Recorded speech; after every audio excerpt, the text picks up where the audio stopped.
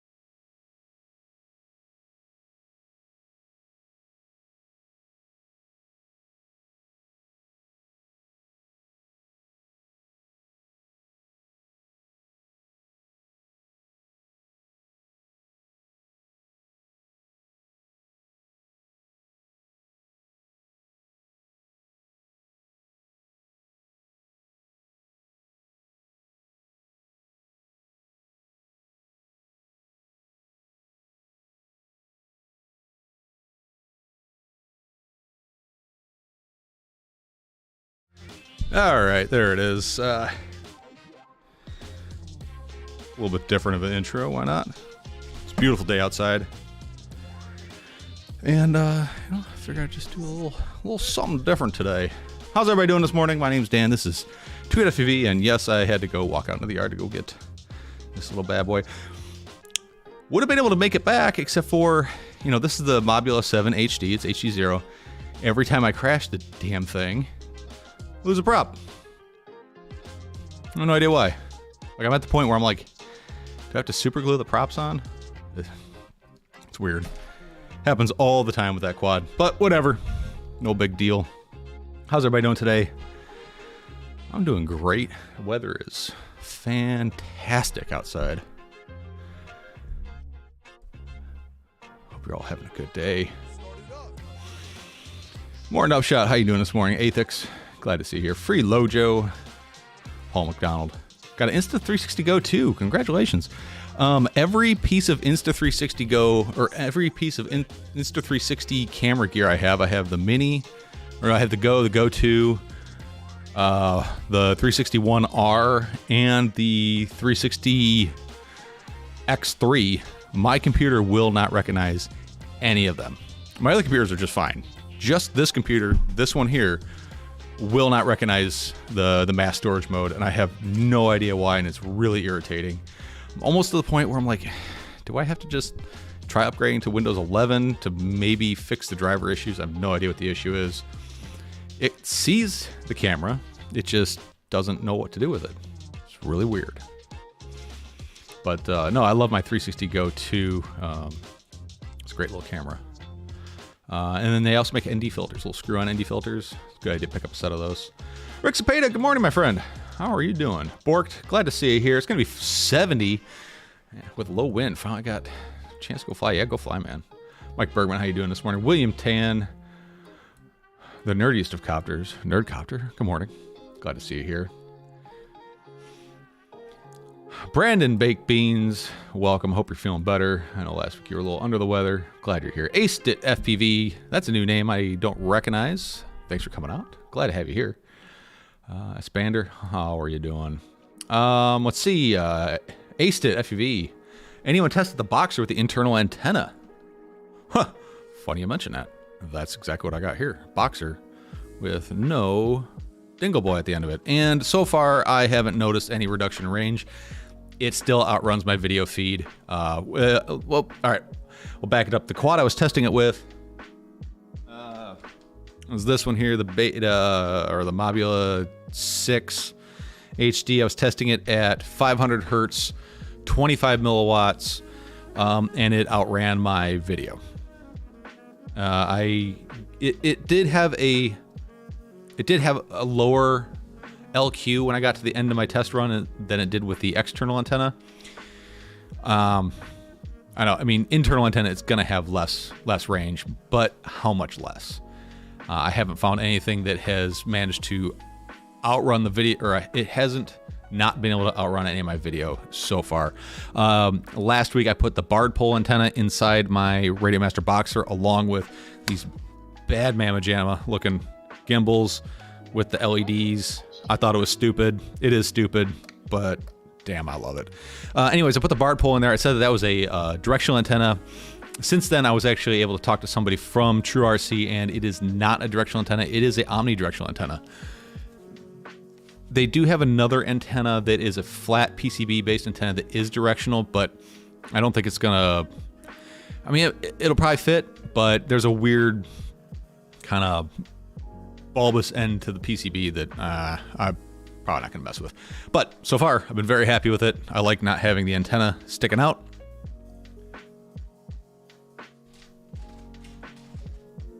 So kind of the trade-off is with the external antenna, you're not stuck with just the one that came with it. You could put in a Moxon antenna or a very directional antenna. So you have flexibility, but you still have to have an antenna. With the internal, you're kind of locked into that unless you want to tear it apart all the time to add and remove and, take the UFL on and off and all that stuff. So it's kind of a mixed bag. It's what you want it to be. But if you were trying for some serious long-range stuff, my suggestion is make the internal antenna mod. It's probably gonna be good enough for 99% of you, but the people that are out there wanting to go like really far, you're probably gonna want to run an external module anyways, get like the 2 watts and then just send it.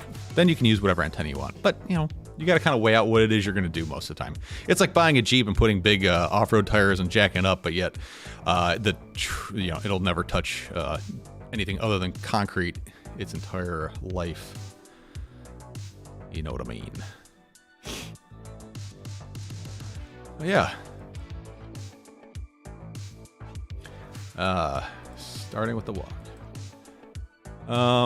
Yeah, walk of shame. Yeah, I wish this quad wouldn't chuck props every time I crashed it. Or I guess I could just not crash it, but I don't know if it's the quad's fault or if it's the prop's fault. It's a combination of both. Ryan, how you doing this morning? North 499C, glad to see you here. William Tan says, happy Mardi Gras, everybody. Yeah, happy Mardi Gras. Happy Fat Tuesday, happy Punchki Day, depending on where you're at and all that stuff. Aced it. You watch every Monday and replay. Able to watch live today. Well, congratulations. Thanks for coming out. Really glad to have you here. So how's everybody doing today? It's been a couple new videos out from the who are these guys? The FPV Freedom Coalition and the FTCA, that's the Flight Test Community Association. All the stuff with FAA and the Remote ID kind of sucks. It's just getting worse. It seems like they're having a very difficult time actually working with the FAA to establish FRIAs and what's required. These two community-based organizations, their plan is for everybody to be able to get a FRIA in their backyard. FRIAs should be very easy to create and maintain. They're finding out that is not the intention of the FAA. The FAA is basically taking the stance on they're thinking maybe, I think it's 1,400 FRIAs across the U.S. And they if you had a park 5-6 miles down the road, there was already a FRIA, they wouldn't grant you to have a FRIA because there's one close by, which this is all really depressing and just straight shitty news. And then hot off the presses, William Vardy, Wesley Vardy, he's the guy that does all the crazy long range testing. Turns out he's being investigated under CASA in Australia. So that sucks. My recommendation to anybody who's posting video of your flying, do not post your takeoff and landing point. Create plausible deniability that there is a spotter. I got a feeling they're going to start cracking down. They've got FAA's devoting. I mean, we all initially everybody thought the FAA is not really going to educate local PD, but the FAA is actually establishing outreach groups to police departments to school them up on the new drone rules and drone laws, and even have an emergency number to call in and report or ask questions to on the case basis or case by case basis. But It's depressing. But micros, you're good. Under 250, you're good. If you have a 107, that's where things get a little muddy. The FAA wants, basically they want the drones gone. I think we have till September, mid-September this year to all comply with remote ID. That ain't gonna happen. I can tell you that right now. But yeah.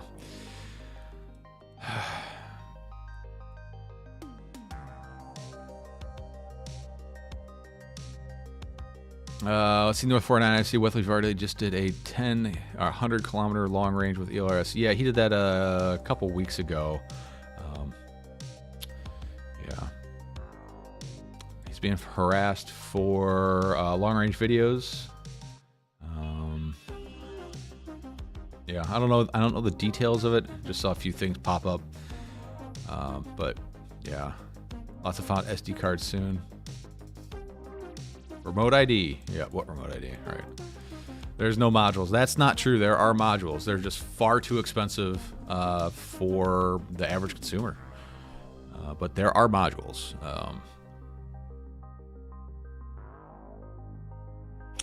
Poodlehawk says, I've had several very positive experiences with the general public lately. Almost no complaints from people when I fly. Just curious folks that want to know more. Yeah, and that's all great. But those people don't count. And what I mean by that is you can have 100 people that are like, hey, what is that? Oh, that's cool. No big deal. Move on. You have one person that calls and complains. You're that is the world we're living in. You cannot have a single negative interaction because that one interaction is, well, in the eyes of just about, all the FAA, one negative interaction is one too many. Even if there is no interaction, there's just somebody who's complaining because they're a bunch of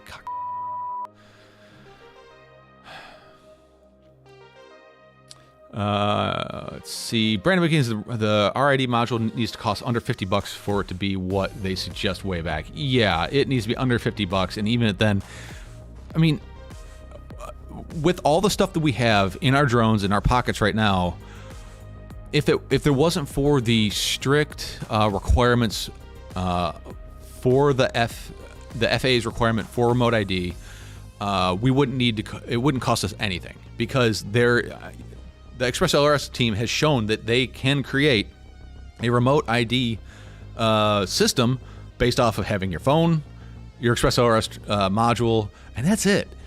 You really don't need it. You don't need any extra gear.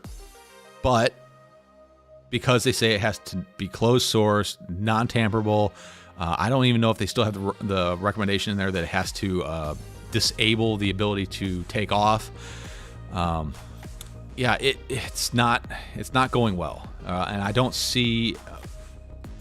I see a lot of half-assed modules popping up really close to the deadline that are going to be way too expensive, and nobody's going to comply except for people who need to comply because they make a living on it. I don't make a living on this. I'm thinking like people who fly commercially for film, industrial, things like that. They're going to have to comply, but most of the time those people are flying pre-built, ready-baked drones from companies like DJI, Unique, Autel, Skydio, and that stuff's already going to be built into the drones because it has to be, as of right now, it has to be built into those drones.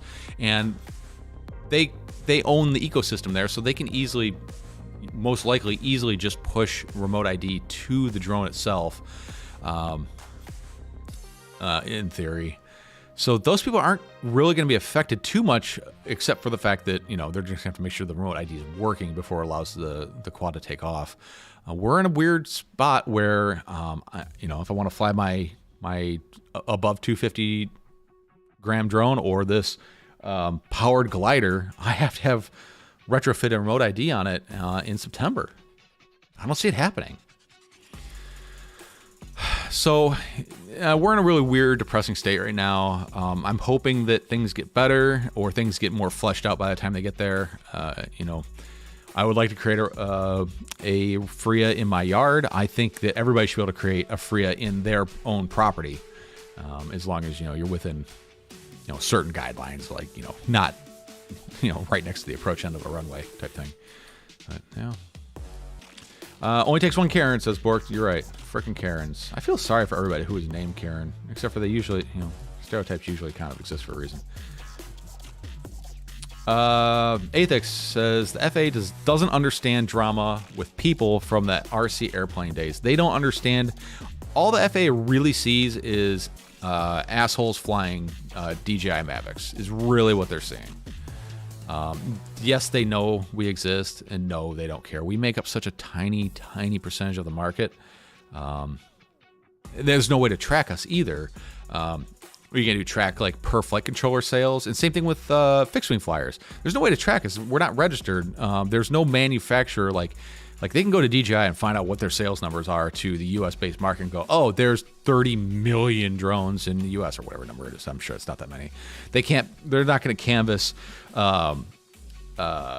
Horizon, Zode, all the other manufacturers that are making fixed wings and go, okay, so there's a lot more people flying fixed wing than there are not fixed. I don't know how they quantify how many of us there are. And I don't know if you could. Mahale gifted 1 Tweet a Few memberships. Oh, thank you, man. To TK. Awesome. It was very generous of you, Mahale. Robbie Store, how you doing this morning? Glad to see you here. Brand McGee says, make an open source thing, broadcast remote idea anyway, so Karens will be happy seeing it on their phone and shut up. Well, they're not going to be happy seeing it on their phone. Now they're going to go and find you and confront you. And it's only going to take one time before one gets popped by a concealed carrier because they felt threatened. I'm thinking Florida, we'll stand our ground type thing before this shit gets real interesting. Nobody's really talking about what the end consequences could be of being able to see where someone is that's flying a drone. Because if somebody's looking it up, they're not PD. They only have 2 things that could be going on. 1, they're looking to start some shit, or 2, they're looking to finish some shit. This is a world of fuck around and find out, and you might find out from the wrong person. It's very easy to complain. Yeah, you're right. Fly under the radar. Yeah.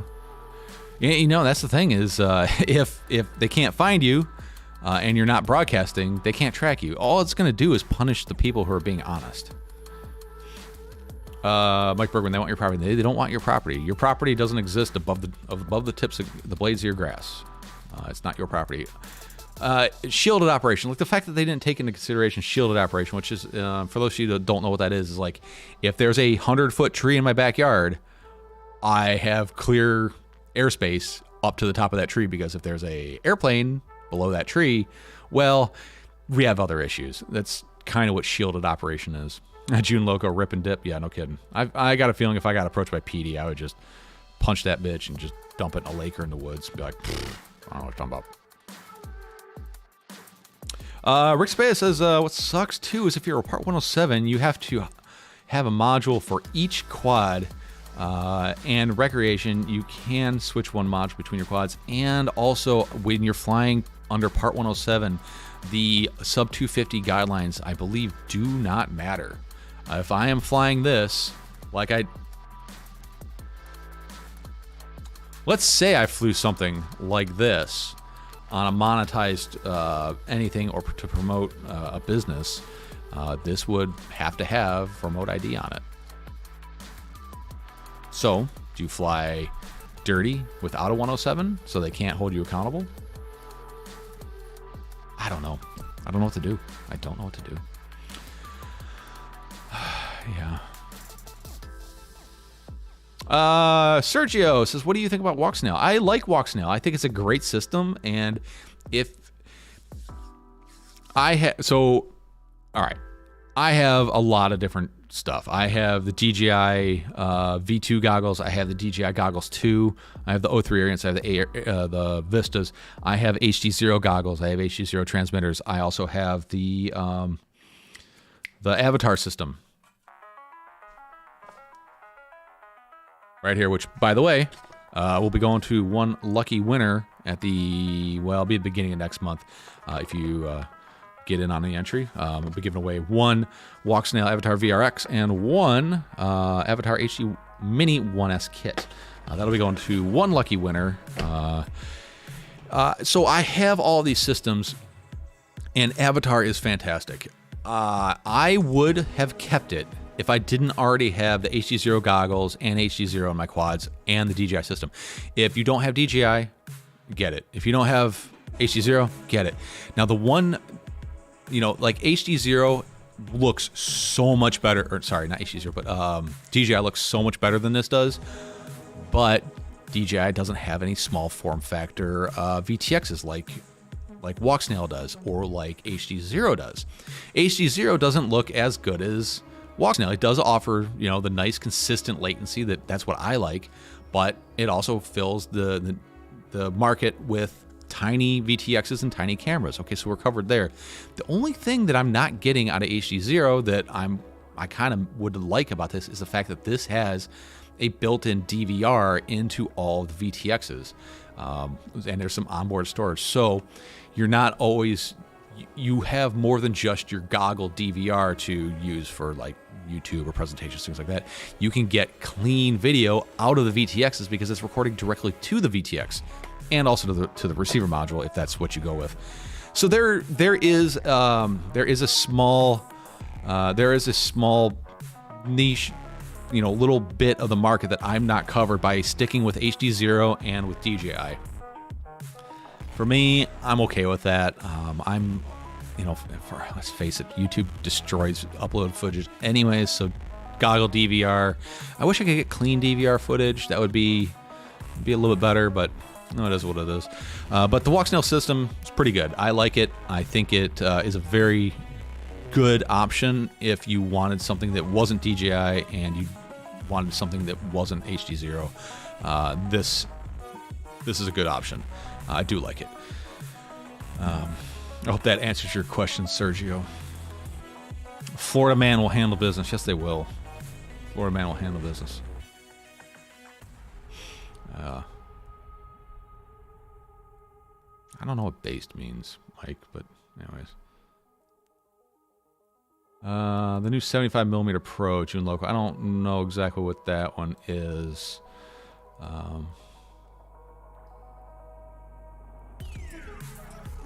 Yeah, that too, Athix. Someone's flying a drone. Hey, let's go get it. You can fly a kite and you can fly a balloon. Well, the balloon thing might be temporary. That may come to an end soon. I don't know. Just saying. Ace FPV, thank you for your awesome customer service with the replacement black grips for the Boxer radio. I've put your grip on every radio I own. Oh, thanks, man. By the way, if anybody has purchased a set of my radio grips, feel free to go to tweetfb.com and leave a review. And if you have pictures of your grips installed and wouldn't mind them being displayed on my website, send them over. tweetfb@gmail.com or hit me up on Discord, Facebook, all the things. But yeah.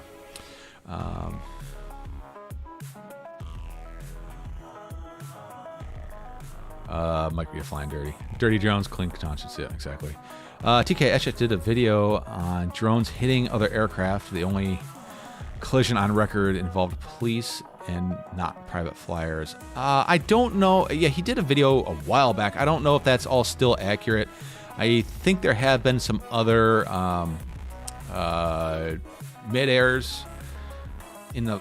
I could be wrong. I thought I remember hearing something, but it could have been all BS. It's hard to know what's true and what isn't. Yeah. Naked Vista works well. Yeah, Naked Vista does work well, but it doesn't work nearly as good as this thing. It's purpose-built to run as a naked quad, and it has onboard storage. But yes, that is an option for sure, June Loco. Yeah, Sergio says, thank you, sir. Would you think Walksnail would be appropriate for long range? It depends on what you mean by long range. Like if you're trying to go as far as humanly possible, no. Analog is still king of like super long range. It's still is still analog. Just the way the analog breaks up and comes back, and the fact that like it's these systems, when they run really, really low on signal, they kind of stop working. Like they'll either just freeze the image, smear the image, or they just basically stop having a link altogether, and they don't tend to regain the link when they get a little bit of a signal. Whereas analog, you know, you may be flying through the fuzz and fog and black and white and all the wavy lines, but you'll still be able to see where you're going. And then, you know, if you just tilt your head a little bit, or wherever you got your antenna, if you just tweak it a little bit, you might be able to get the picture to come back. And analog's weird. It's like it's really good, then it gets really, really, really, really bad, and then all of a sudden it kind of comes back and then gets bad again. For true long range, analog is king. Can you go pretty far on this? Yeah, you can. Proper antennas and proper environment. Environment is a thing that people do not consider. Environment is so important. My DJI system, I can crank that thing to the maximum power and fly out from, you know, like where I flew through the doors in my basement here on the intro video. I can make it maybe, I don't know, half mile, and I got to turn around. I can't do it. It's a really bad RF situation. There's a lot of crap in my way. There's not clear line of sight. Whereas I could go out over towards the ocean and fly right up to about the point where the system just doesn't have enough bandwidth back and forth. You know, it depends on what you mean by long range or what you're intending for long range. Oh, and by the way, the antennas that come on the Walksnail system are hot trash. Throw them away. Wouldn't base your thoughts on the system using the stock antennas.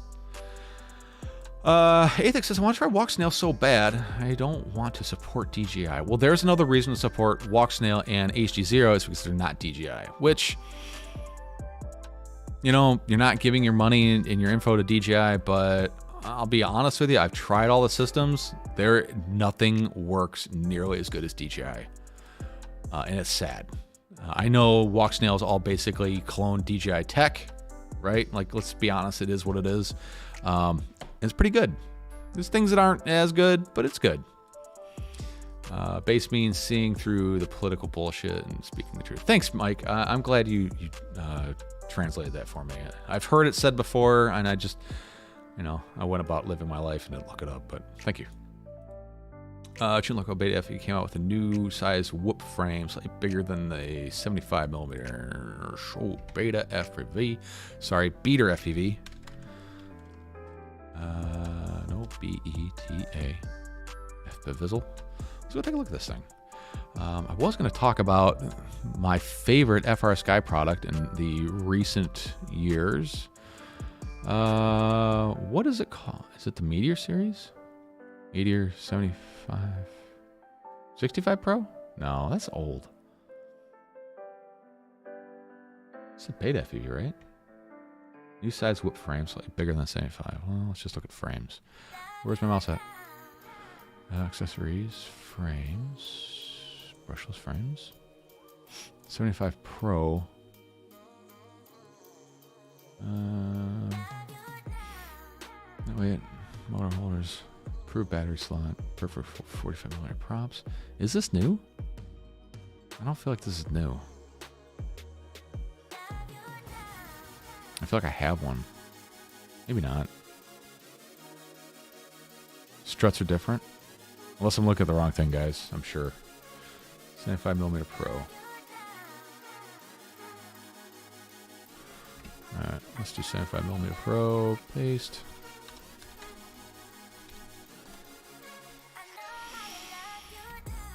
Cetus Pro.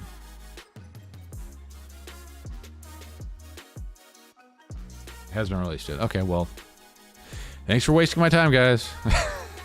No, I haven't seen anything about it. I've been focusing on a lot of other stuff lately, not super deep into the drone, the new drone stuff for the year.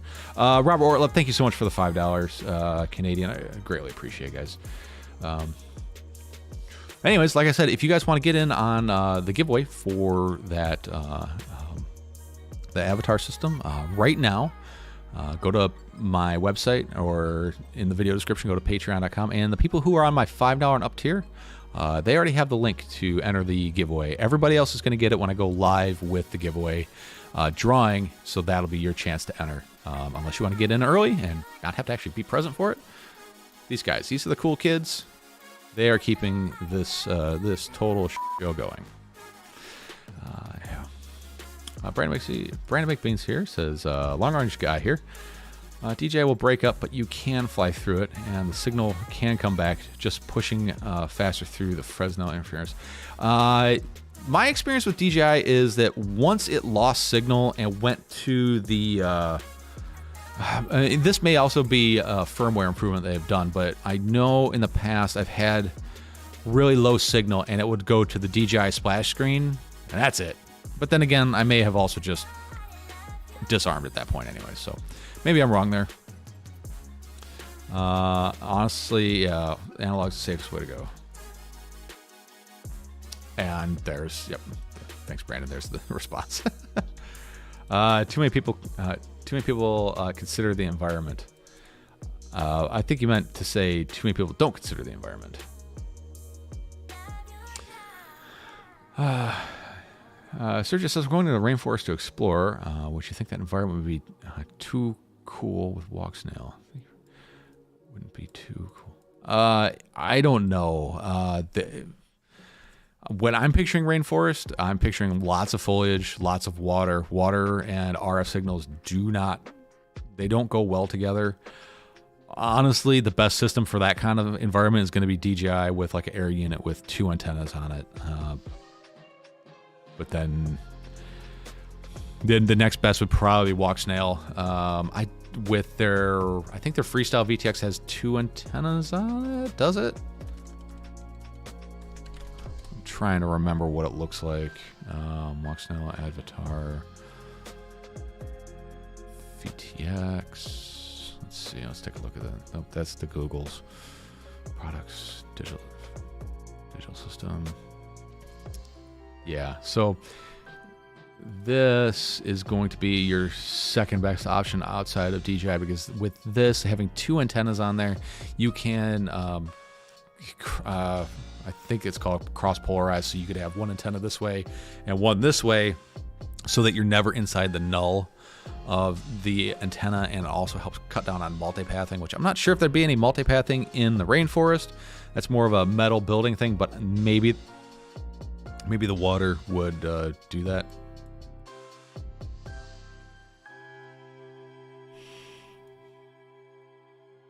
Yeah. Brandon's, yeah, the foliage will kill your system, your signal.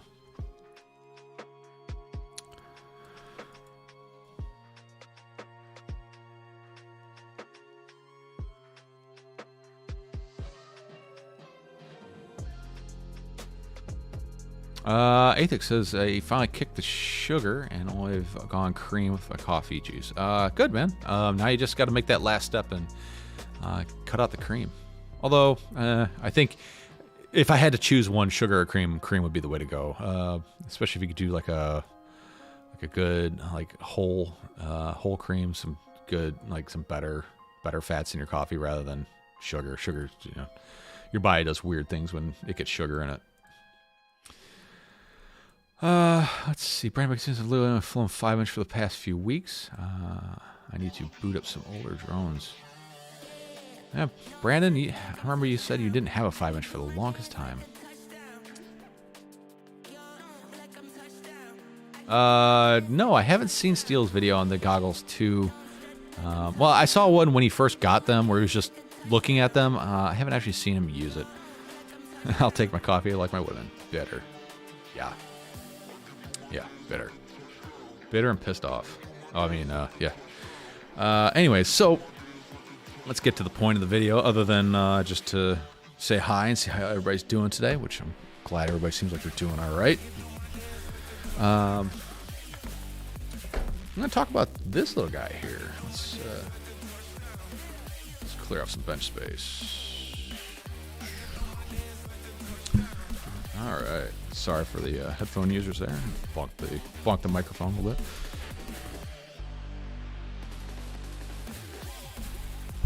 So I got myself the most relevant product from FrSky in the last long time, and it is this guy here. This is, I talked about it a little bit in the last stream.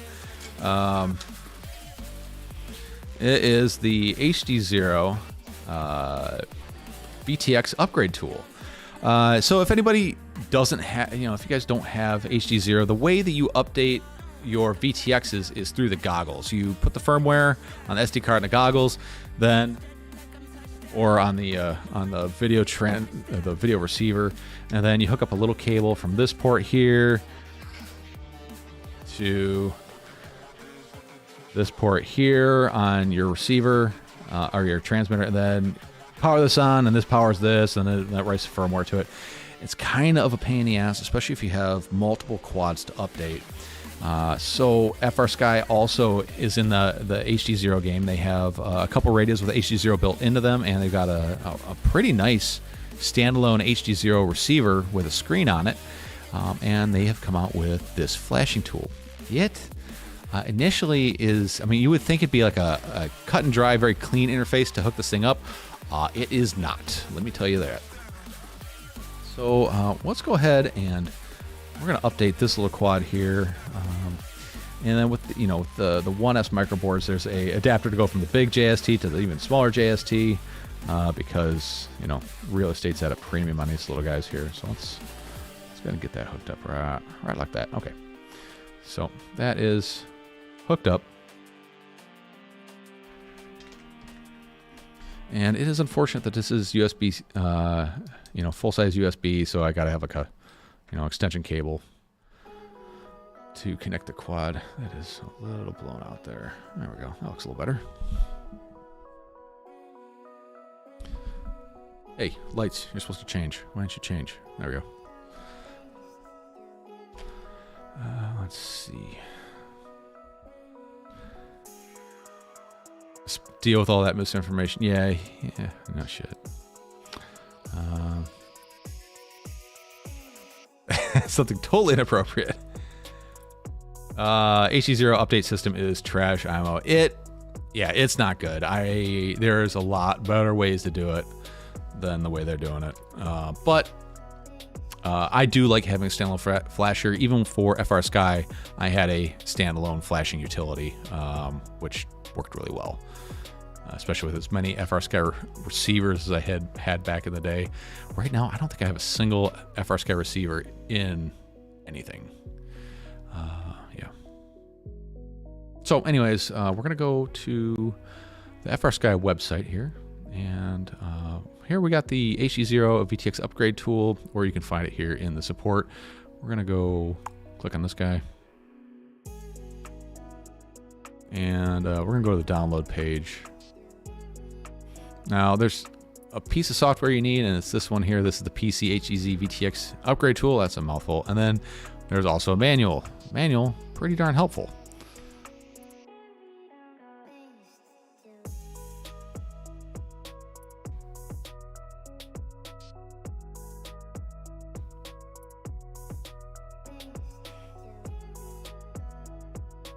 And have this AS programmer. You also need to download the firmware for whatever it is you're flashing off of HD0's website. I'm going to open this guy up, and we're going to run that. The issue I have, I don't know if anybody else has this issue, is when it opens up, and it's so far above my screen real estate that I can't get to any of the buttons. And I found that if I drag it way out onto my second screen, it kind of snaps to, and I can actually use the damn thing. Really exactly kind of what I expected from FrSky. Why would they do anything different?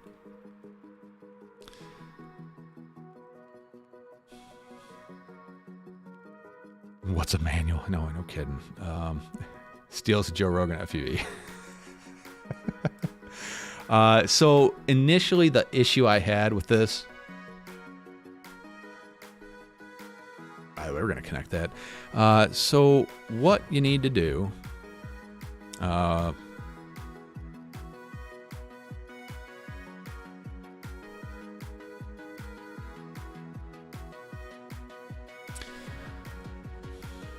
So, no, wrong screen. What am I doing here? Yeah, there we go. The screen.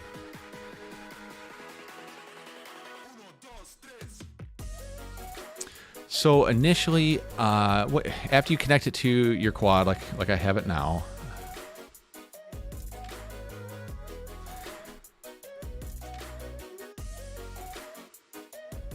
you're supposed to go and you have to set a bunch of options on it. You have to go to IC and go to SPI, and we're gonna select WinBond, and I think this was the W25Q80B V, I believe. Yeah, 80BV. And then you can click read IC. And down here, I was getting no connection. Turned out I needed to, after I connected to my PC, it found the driver and the driver didn't work.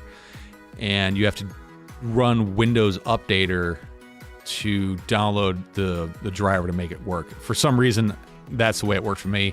Hopefully, when you connect to your PC, it just works straight off the bat. Free range chicken, $9.99. Thank you so much, my friend. Greatly appreciate it. So once you do that, all you have to do is come over here and click Erase IC. Boom. It's erased. And then we're going to hit the open.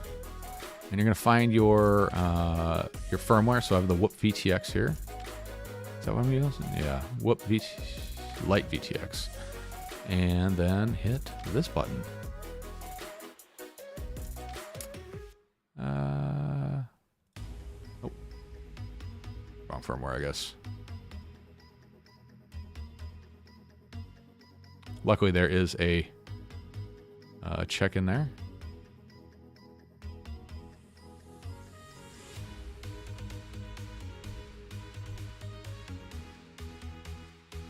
See how this goes.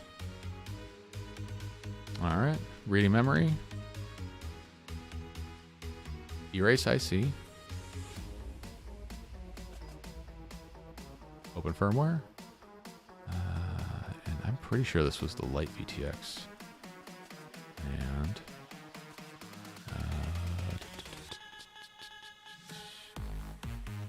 And hit Program IC. And whoop. That's it.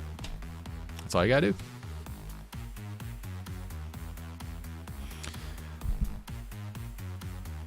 And that's it. You're updated.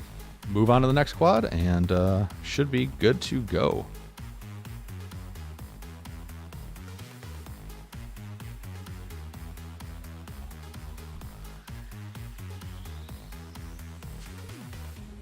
So, I mean, it's sad that this is the most relevant FrSky product in the last couple years, but for me, this has been a huge time saver for flashing quads because I have a bunch of HD0 VTXs, and the nice thing is you don't need to power the VTX.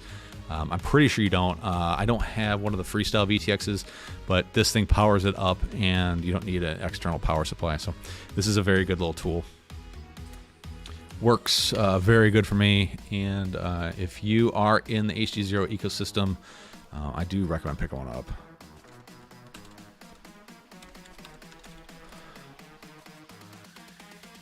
And I think I picked mine up from Horus RC.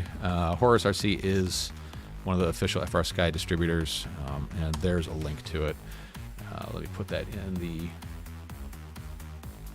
the video description.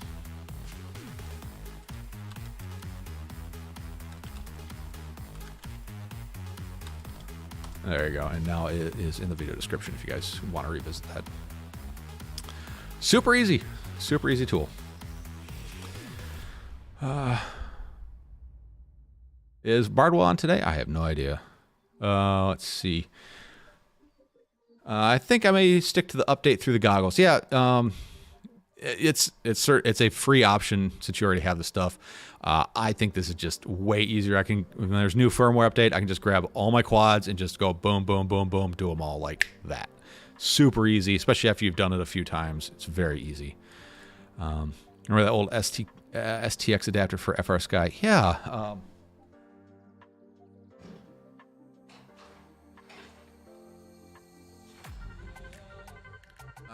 I didn't have the STX adapter. I had this guy, and this worked exactly the same way. Actually, it used the same program.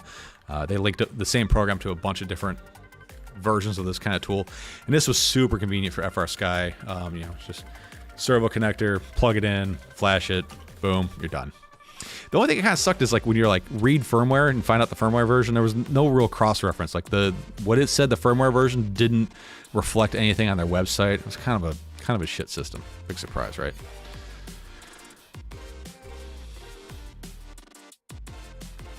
What's the benefit of updating HD0? So HD0 is always pushing new improvements to the firmware. Sometimes it's bug fixes, sometimes it's just enhancements.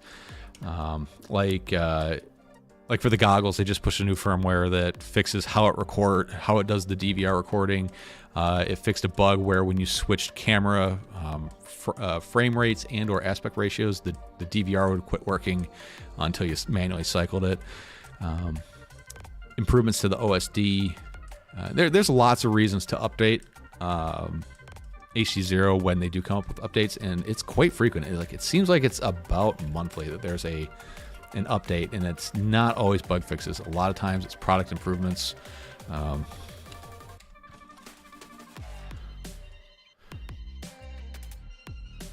we can check out here. HD0 support and then downloads, and they're pretty good about documenting what changes in the firmware updates. Like the last one is OSD bug fix, but honestly the best information you get for what changes in the HD0 firmware is on their Discord, and then that eventually trickles over to Facebook. Like this says VTX update 2 at HDMI 1080/60 720/100 support and a bug fix. In reality, there is a lot more to that than what they're saying right there. I'm trying to find HD0 Discord. So here is more of here's a better description of the actual firmware update. Latest release adds a delay beep after flashing VTX, improves OSD update. Like there's a lot of product improvements.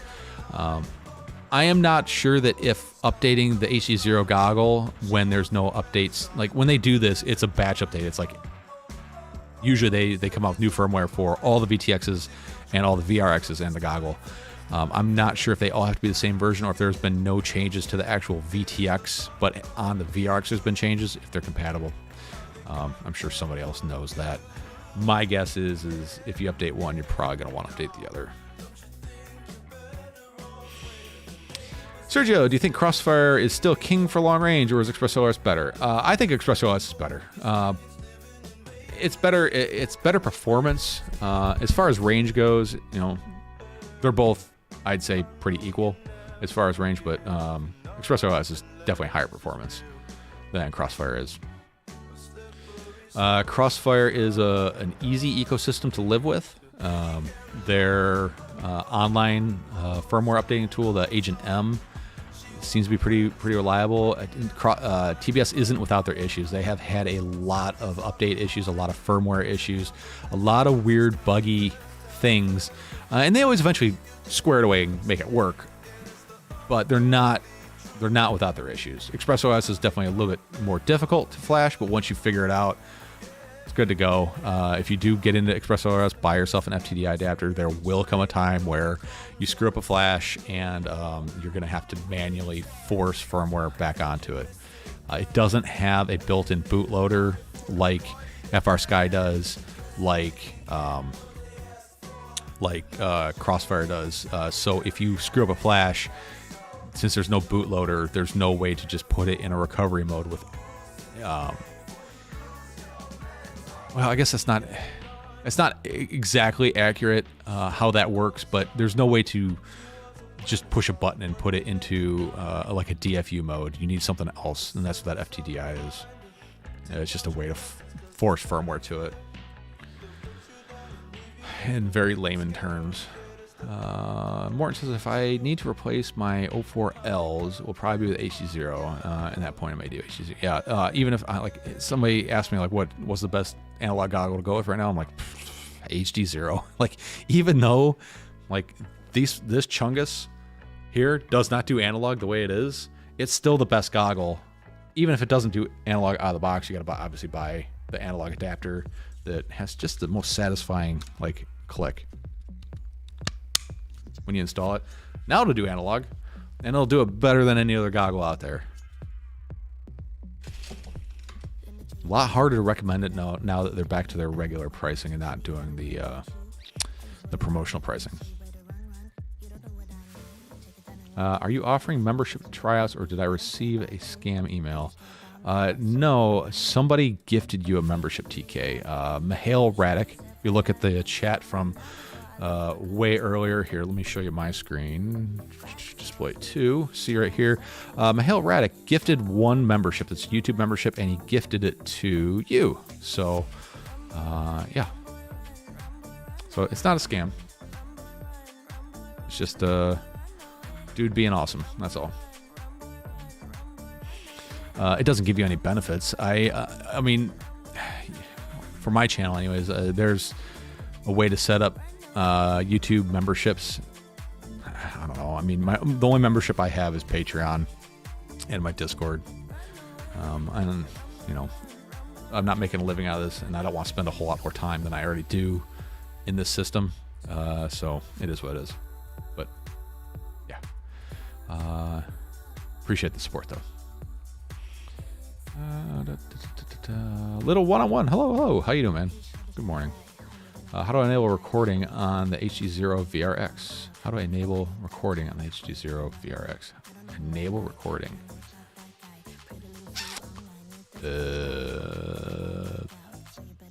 Got to put an SD card in it, and I believe in the system menus there's a. You know what? Let's figure it out.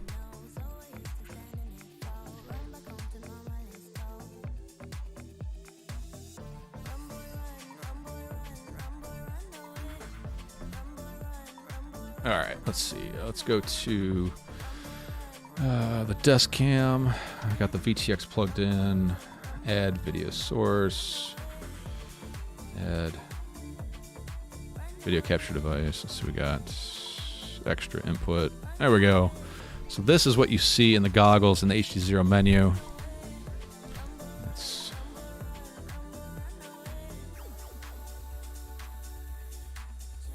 So this is what you see in the HD0 menu in the goggles. So I am going to hold to the left on the little two-way rocker dealio. And this is basically the VRX view. I guess I can plug in a quad here. And that should, there we go. So that's what we're seeing. There we go. So picture-on-picture crime. So I'm going to hold the rocker to the left once again. We're going to get into the system menus. And then you can do left and right to scroll through the options here. So one of them is record mode. We have auto, manual, auto, manual. So we'll leave it at manual. And then to get out of here, hold the rocker back to the left. And to record, I believe, nope. I don't know, I've always done auto.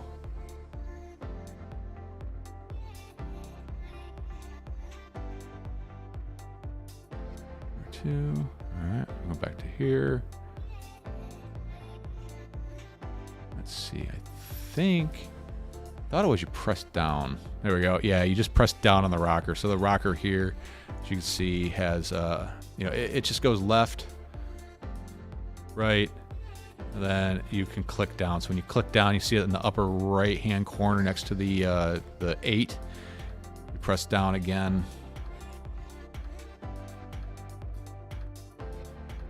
Stops recording. Press and hold. Record. Press and hold. Not recording. So that is how you record your DVR. Or you can set it to auto, and it'll obviously auto record.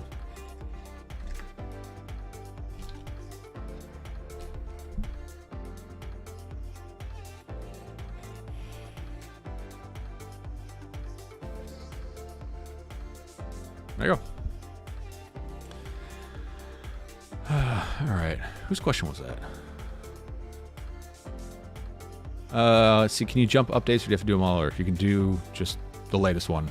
You don't have to do them all in order. So yeah, June local. Hopefully that answers your question.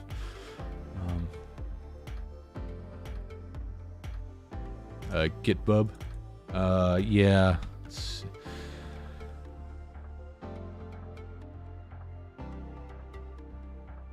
In my opinion, ELRS is for micros, TBS for long range. Well, your opinion sucks, and no one cares.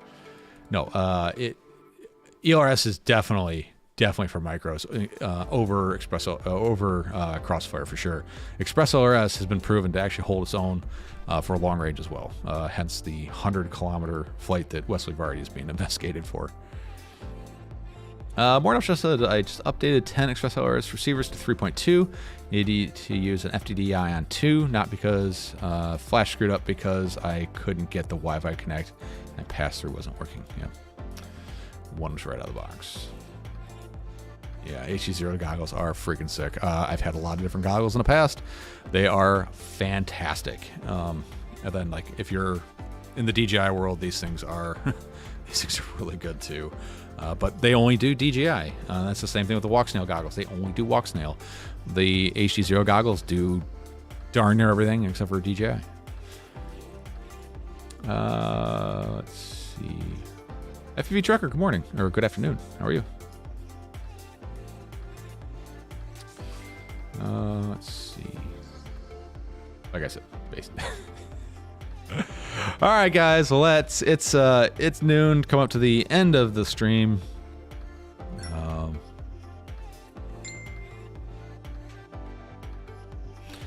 Maybe there'll be a Walk Snail Pro goggle with HDMI in. I don't know. I don't see what I don't know why they would. I don't know what the benefit would be. They may push a few extra units by doing that, because then someone will have the ability to do Walk Snail and something else. But Walk Snail doesn't want you to have HDMI input because they want you to use their system. And the only other system with an HDMI input that would matter would be HG0. So then why not just buy the HG0 goggle that already has the HDMI input, HDI out, and an analog bay? I think if there was going to be a pro Walk Snail goggle, it would have to be a Walk Snail goggle with a analog bay. That would be the only thing that would be compelling about it. There'd be a lot of things they'd have to get right as well to make it on par with the HG0 goggle. Brandon Bakebean says, Morton, I have one or two with bad Wi-Fi signal strength and have to get firmware on my phone, then flash with my phone's Wi-Fi. Yeah, that is one way to do it. The Betaflight pass-through seems to be the most reliable way to do it, but I am a sucker for Wi-Fi, and I just do it through Wi-Fi. The only issue I run into with Wi-Fi is when there's a major firmware version change. Sometimes they change the name of the target. So the Beta FPV Nano receiver is the one that comes to mind. In 2.x, it was called Beta Nano, and then when they went to 3.0, when it flashes, it detects the new name is like Beta FPV Nano VTX, and it's not the same as the old name. So when you go to flash, it goes, hey, this is the wrong firmware, because it's not the same as the last one. Even though it is the same firmware, it has a different name.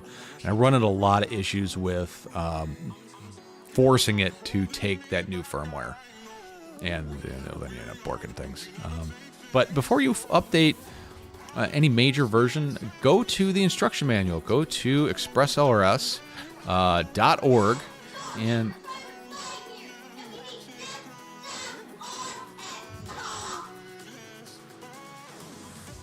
I don't know what the hell that was. Go to the Express LRS instruction manual and go to Quick Start, and you should be able to find whatever you need. Flashing receivers. So you're going to flash the Beta FPV Light Nano 2.4. Here we go. There's a warning. Really wish I was looking at that before I started flashing them. Flash to 252 before you go to 3. And then, you're like, oh, I don't know what the button does. Well, it's a boot button. That all your information is here. All your information should be here. It's very well laid out. Definitely suggest doing that.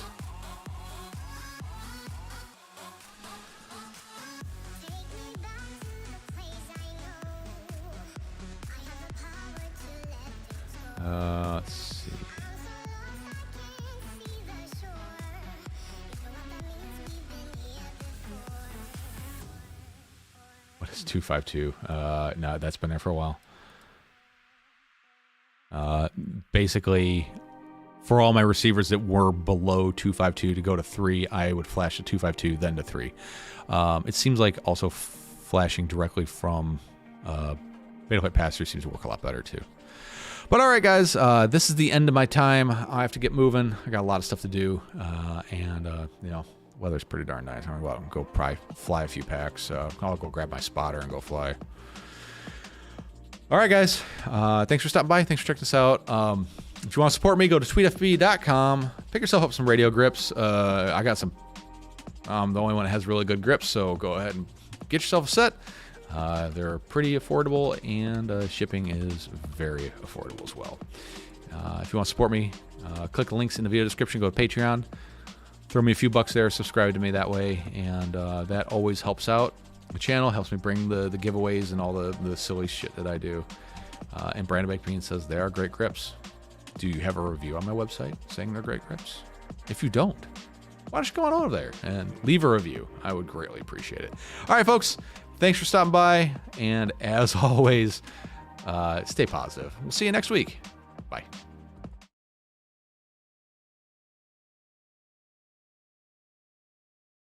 Oh, by the way, I need to buy more stickers. Like I've got two different stickers right now.